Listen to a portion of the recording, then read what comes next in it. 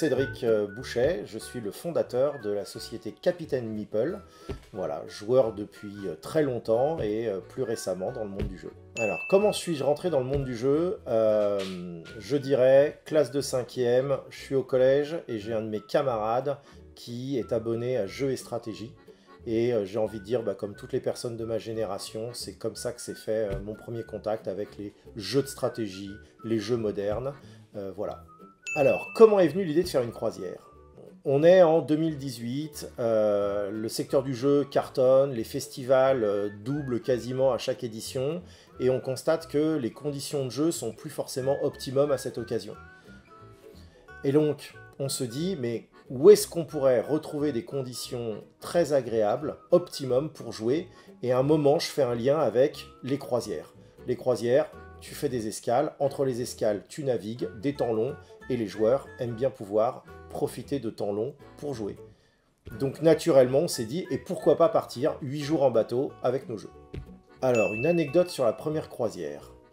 Voilà, s'il y en avait qu'une. Alors, plus qu'une anecdote, j'ai envie de dire une prise de conscience. Au départ, on est venu en se disant on va organiser une super semaine pour des joueurs, et ce qui va être au cœur de la croisière, c'est le jeu, quelles que soient les formes qu'on propose.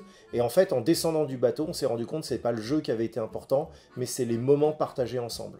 Et on a eu le sentiment de constituer tous une très grande famille, et réunis à travers le jeu. Voilà. Alors, Captain Meeple en tant qu'éditeur, ça c'est la grande nouveauté 2022. Pour ceux qui ne le savent pas, on avait offert un jeu qui s'appelle Bienvenue à bord à nos passagers, tiré à 500 exemplaires. Et en fait, ce jeu présenté ensuite en festival a reçu plutôt un bon accueil, ce qui nous a encouragé finalement à sauter le pas et donc faire une sortie en boutique en changeant le nom le 15 avril dernier. Donc on est un tout jeune éditeur de jeux de société. Alors, est-ce que Bienvenue à bord est un coup de pub pour la prochaine croisière? Bienvenue à bord, non, pas du tout. Au départ, c'est vraiment l'idée d'offrir un jeu exclusif aux passagers qui sont venus avec nous, et la promesse était de ne jamais le commercialiser.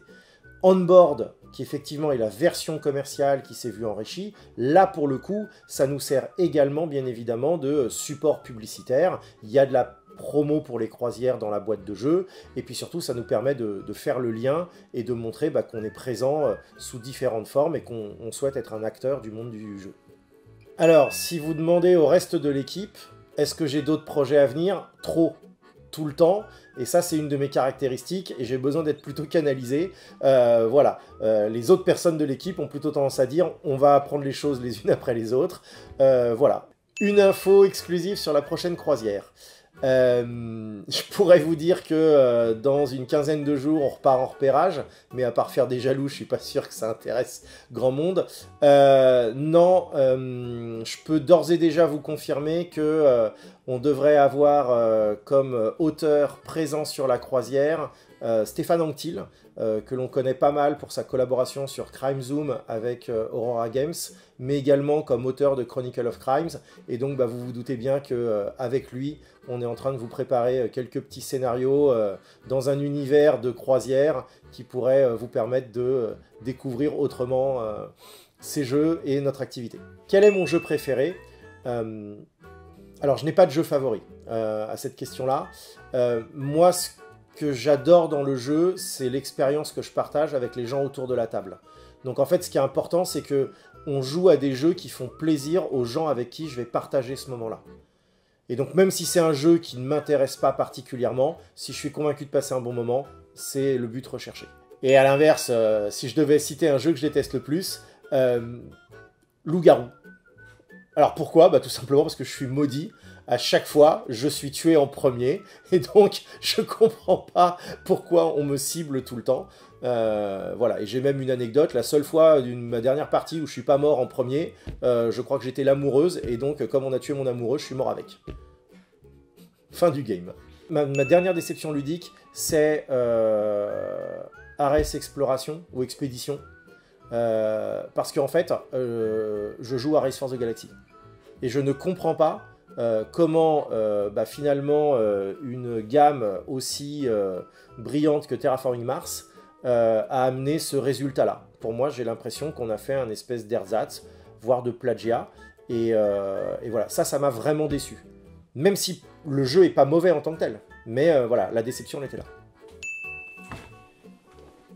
Alors, j'ai choisi dans ta ludothèque Freedom, le chemin de fer clandestin. Voilà, édité par Asynchrone.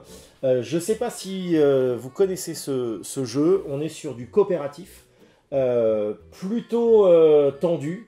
Et pour vous pitcher l'histoire en 2 mots, eh bien, vous devez aider les esclaves des plantations du sud des États-Unis à traverser les États-Unis pour se réfugier au Canada.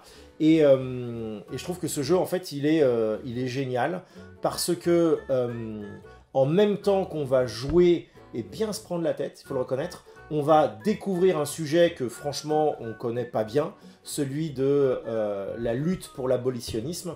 Et donc les cartes, en même temps qu'elles permettent de découler des mécanismes de jeu, nous permettent d'apprendre énormément de choses sur des événements qui se sont passés à cette période aux États-Unis, sur des personnages qui ont joué un rôle important, sur des décrets, etc. Enfin voilà, moi je l'adore et je trouve qu'en fait, en même temps qu'on joue, on apprend plein de trucs. Donc je vous recommande très fortement de jouer à Freedom. En tout cas, moi, vous pouvez m'appeler pour jouer, je serai le premier à rejoindre la table. Voilà. Bah, un mot pour conclure. Vive les festivals. Depuis quelques semaines, on peut enfin retourner à la rencontre des joueurs. C'est super, on voit que l'engouement est là. Et puis bah, pour nous, c'est l'occasion effectivement d'aller au contact de joueurs et de faire connaître nos différentes activités, aussi bien les croisières que le jeu que l'on vient de sortir. Donc on vous dit à très vite et à très bientôt sur nos stands ou dans les allées. Meeple, rends les questions!